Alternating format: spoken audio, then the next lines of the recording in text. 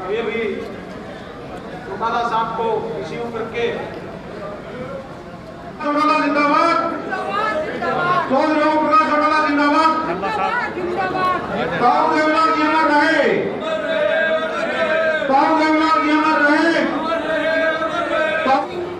हमारे बीच में पहुंचे पूर्व में एमएलए रहे अपने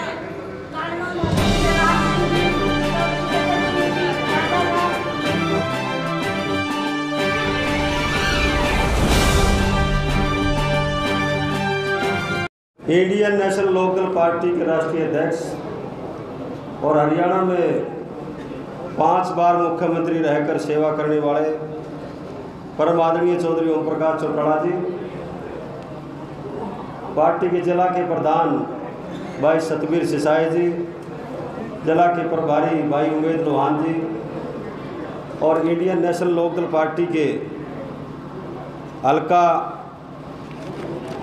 नड़वा के प्रधान सतपाल जी, राष्ट्रीय सचिव श्री चतर सिंह जी, प्रदेश उपाध्यक्ष डॉक्टर सत्यनारायण जी और श्री अजीत लेतानी जी, युद्धवीर आर्य जी, श्री राज सिंह जी मोर और राजीव राजा जी जो किसान सेल के प्रधान अनु सूरा जी और शहरी अध्यक्ष भाई सत्यवान पानू जी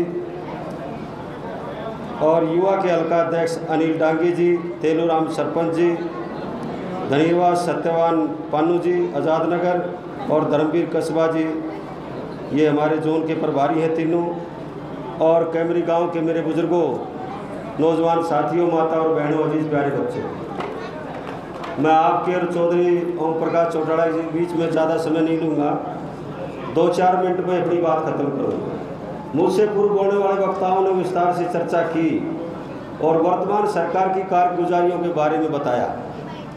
बुजुर्गों, दोस्तों, माता और बहनों, इस सरकार के आने के बाद न केवल हरियाणा में बल्कि पूरे देश में जातिगत झगड़े कराने का काम इस सरकार ने किया और हिंदू मुसलमान, Jat non Jat, Maratha non Maratha, Patel non Patel, इस किस्म की भयंकर जहरीले प्रचार करके समाज को बांटने का काम इस सरकार ने किया है। जैसा मुझसे पूर्व भाई उमेद लोहान जी जिक्र कर रहे थे, कृषि संबंधी 3 काले कानूनों के खिलाफ जो लंबी लड़ाई आपने लड़ी और उस लड़ाई में अगर किसी एक पार्टी ने खुल करके साथ दिया तो वो इंडियन नेशनल लोकदल पार्टी ने दिया। चौधरी ओम प्रकाश चौटाला जी के दिशा निर्देश के अनुसार इंडियन नेशनल लोकदल पार्टी का हर छोटे से छोटा और बड़े से बड़ा कार्यकर्ता इस 1 साल से ज़्यादा चले आंदोलन में लगातार किसानों और मजदूरों के साथ कंधे से कंधा मिलाकर खड़ा रहा। मैं दूरदर्शी सोच का एक किस्सा बताता हूँ आपको कि चौधरी ओम प्रकाश चौटाला जी जब जेल से रिहा होकर के आए, अपनी सज़ा पूरी करके आए, तो सबसे पहले जेल के गेट के सामने ही प्रेस वालों ने चौटाला साहब से पूछा कि अब आपका अगला कार्यक्रम क्या होगा। चौटाला साहब ने कहा कि मैं सबसे पहले उन किसानों के बीच में जाऊंगा जो लगातार लगभग 1 साल से धरने पर बैठे हैं और उन किसानों के बीच में गए। उसके बाद चौटाला साहब ने आदेश दिया हमें कि मैं डिस्ट्रिक्ट वाइज कार्यकर्ताओं से मिलूंगा, जिला वाइज कार्यक्रम बनाए गए।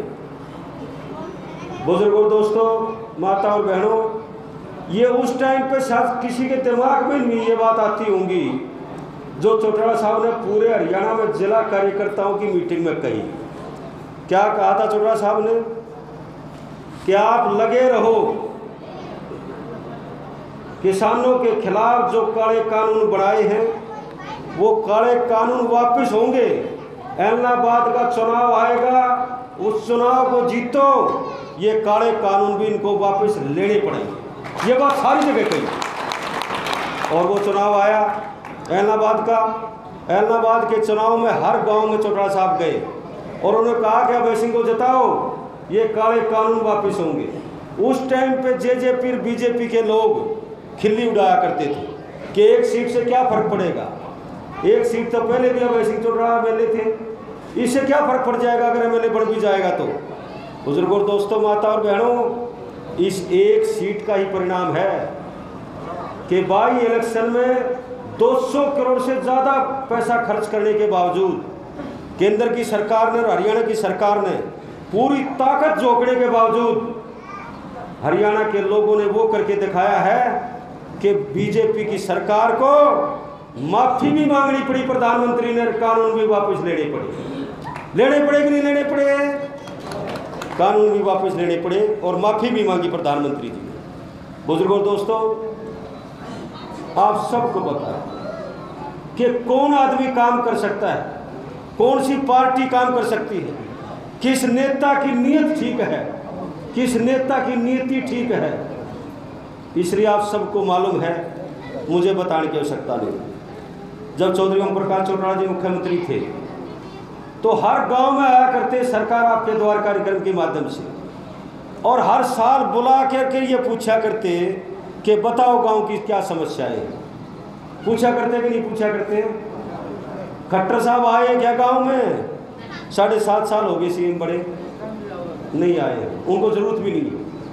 उनको तो केवल फूट डालो राज करो अंग्रेजों वाली नीति कि किस तरह से आपस में भाईचारे को खराब करना है, किस तरह से बिगाड़ना है और किस तरह से फूट डाल करके अपनी वोट लेनी, इस किस्म की नीतियां बनाते हैं।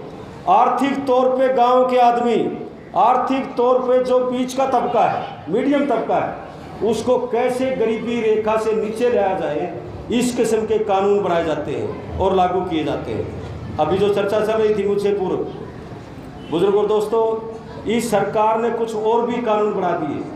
किस किस्म के कानून बना रहे हैं? जैसे आईडी के बारे में बताया था कि 2 लाख से ऊपर अगर सामूहिक कुनबे की इनकम है तो फिर उसकी पेंशन काट ली जाएगी। इस किस्म के कानून बना करके इन्हें लागू करने की सोची। भाई अभय सिंह चौटाला जी ने आवाज़ उठाई और ये कहा कि हम इसके लिए संघर्ष करेंगे। ये कानून चौधरी देवलाल ने बुजुर्गों को, महिलाओं को, विधवाओं को, विकलांगों को जो पेंशन देने का बनाया था, वो सम्मान पेंशन थी, वो किसी सूरत में हम कटने नहीं देंगे और इसके लिए हम आंदोलन शुरू कर देंगे। जब सरकार ने घबरा करके उस नीति को बदलने का काम किया, इस सरकार ने एक और नीति बना दी। जैसे भाई लोहान जी ने जिक्र किया था कि आपकी ज़मीन एसडीएम भी एक्वायर कर सकता है, डीसी आदेश देगा एसडीएम को, एसडीएम भी एक्वायर कर लेगा, डीआरओ भी एक्वायर कर लेगा, डीसी भी एक्वायर के आदेश दे देगा और 48 घंटे के अंदर ज़मीन एक्वायर करके आपके ट्यूबवेल में अगर सामान रखा है, अगर सरकार चाहेगी तो उसको भी जब्त कर लेगी। तो मोटर अगर पड़ी है ट्यूबवेल में, उसको भी जब्त कर लेगी। इस किस्म के भयंकर कानून बना करके थोपने का काम ये सरकार करती है। एक और केंद्र की सरकार ने कानून बना दिया, वो कानून बना दिया कि ये बिजली को भी प्राइवेट हाथों में देने जा रहे हैं। जैसे 2022 के आखिरी 31 दिसंबर तक हिंदुस्तान सरकार, केंद्र सरकार की एक भी एयरलाइंस नहीं होगी। ये सबको बेचने लग रहे हैं। एक तो पीछे बेची थी इंडियन एयरलाइंस लोगों, रेलवे स्टेशन बेच दिए, हवाई अड्डे बेच दिए, रेल बेच दी। ये सब कुछ प्राइवेट हाथों में दे रहे हैं, सब कुछ बेचने पर तुले हुए हैं। LIC बेचने की इनकी प्रपोजल भी है। इस किस्म से अनेक तरह से देश के लोगों को कमज़ोर करने की नीतियां बना करके लागू करते हैं। इस नीतियों के खिलाफ अगर कोई पार्टी संघर्ष कर सकती है, कोई नेता अगर आंदोलन खड़ा कर सकता है, तो चौधरी ओम प्रकाश चौटाला, भाई अभय सिंह चौटाला जी आंदोलन खड़ा कर सकते हैं और इन नीतियों के खिलाफ हिंदुस्तान के लोग एकजुट होकर के लड़ाई लड़ते हैं। जैसे कृषि संबंधी कानूनों के खिलाफ लड़ी। तो मैं आपके चौटाला साहब के बीच में ज़्यादा समय नहीं लेता हूँ, लेकिन एक निवेदन आपसे करता हूँ कि बुजुर्गों, दोस्तों, माता और बहनों, इस सरकार के खिलाफ जो ये गलत कानून बना करके लागू करने की मंशा बनाई बैठी है, एकजुट होकर के लड़ाई लड़ो। जो चौधरी ओम प्रकाश चौटाला जी आह्वान करें, इनके पीछे चल करके इस सरकार को उखाड़ फेंकने के लिए एकजुट हो जाओ, नहीं तो सरकार आपको बर्बाद कर देगी। आज हिंदुस्तान में ये हालत है कि जब ये सरकार, बीजेपी की सरकार 2014 में सत्ता में आई, तो उस टाइम पर 80 करोड़ से ज़्यादा हिंदुस्तान में अगर सबसे ज़्यादा बेरोजगारी है तो उस प्रदेश का नाम हरियाणा है, जो 35% से ज़्यादा बेरोजगारी हरियाणा में है। ये कहते कुछ है करते कुछ है, कहते हैं नो पर्ची नो खर्ची, लेकिन इनके कार्यालयों में कई कई करोड़ रुपए पकड़े जाते हैं। HPSC ऑफिस के कार्यालय में कई करोड़ रुपए पकड़े गए। उस चेयरमैन के खिलाफ कोई कार्रवाई नहीं करी, एक निचला अधिकारी बलि का बकरा बना दिया। और मुख्यमंत्री जी का बयान आया कि ये पैसे उसकी कोठी से पकड़े गए। SIT के चीफ का बयान आया कि कोठी से नहीं, ये दफ्तर से पकड़े गए। अटैचियां भरी पकड़ी जाती हैं पैसों की, और ये कहते कुछ है करते उससे उल्ट है। इसलिए सरकार को उखाड़ फेंकने के लिए एकजुट होकर के संघर्ष करो, चौधरी ओम प्रकाश चौटाला जी के साथ रहो। और वैसे भी कैमरी गांव तो चौधरी देवलाल चौधरी ओम प्रकाश चौटाला जी का गढ़ रहा है। परिस्थितियां हो जाया करती हैं, इससे भी ज़्यादा बुरी परिस्थिति चौधरी ओम प्रकाश चौटाला जी ने देखी है। इसलिए इन परिस्थितियों को बदलने का समय आ गया। एकजुट होकर के चौधरी ओम प्रकाश चौटाला के साथ लगो और ये सरकार को उखाड़ फेंकने का काम करो। मेरी बात सुन मेरा स्वागत किया, उसके लिए आपका बहुत बहुत धन्यवाद। जय हिंद।